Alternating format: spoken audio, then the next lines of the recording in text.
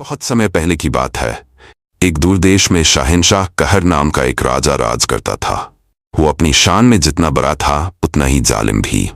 उसके राज में लोग दुखी थे, मगर वो अपने सोने के महल में ऐशो आराम की जिंदगी जी रहा था।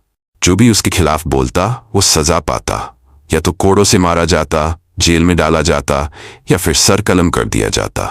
उसके बनाए हुए कानून बहुत सख्त थे और उसकी बात पत्थर की लकीर मानी जाती थी।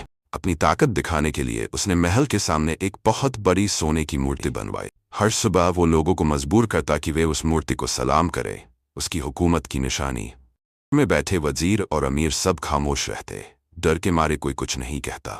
सब जानते थे कि विरोध करने का मतलब है मौत को बुलाना। एक दिन एक दरवेश उस शहर में आया। उसने देखा कि लोग उस सोने की मूर्ति को झुककर सलाम कर रहे हैं।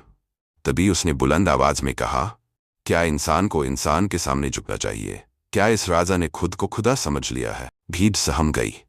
पहरेदार दौड़ते हुए आए और दरवेश को पकड़कर राजा के सामने ले गए। में कहा, तुम्हारी ये जुर्रत कैसे हुई मेरी जमीन पर ऐसे अल्फाज कहने की? दरवेश ने इत्मीनान से जवाब दिया, मैं बस सच कहता हूँ, और सच ये है कि जुल्म कभी ज्यादा देर नहीं टिकता।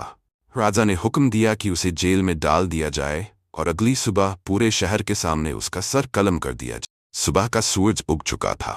पूरा शहर महल के बड़े मैदान में जमा था। फांसी का तख्ता तैयार था। जंजीरों में जकड़ा दरवेश वहां लाया गया। ऊंचे सिंहासन पर बैठा शहंशाह कहर गर्व से तमाशा देख रहा था। दरवेश ने ऊपर देखा और बोले, ओ राजा कहर, हो सकता है मैं आज मर जाऊं, मगर याद रखना, जब जुल्म अपनी हद से बढ़ता है तब खुदा की इंसाफ की लाठी चलती है। तेरा अंजाम अब दूर नहीं। राजा जोर से हंसा और जल्लाद को इशारा किया, लेकिन तभी आसमान में अंधेरा छा गया। जोर की गर्ज सुनाई दी और तूफानी हवाएं शहर में गूंजने लगीं। लग रहा था जैसे खुदा का गुस्सा जमीन पर उतर आया हो।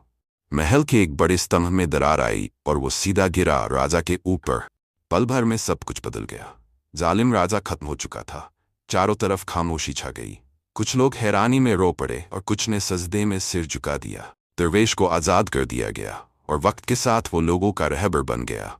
उसने उन्हें इंसाफ, सच्चाई और सब्र का रास्ता दिखाया। और इस तरह एक घमंडी और जालिम राजा की कहानी खत्म हुई, जो अपनी ही अकड़ में डूब गया और जिसे ऊपर वाले के इंसाफ ने मिटा दिया।